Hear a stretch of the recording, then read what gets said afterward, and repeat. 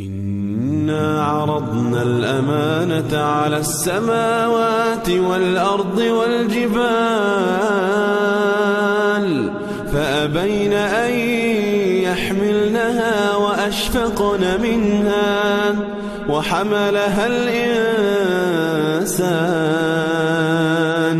إنه كان ظلوما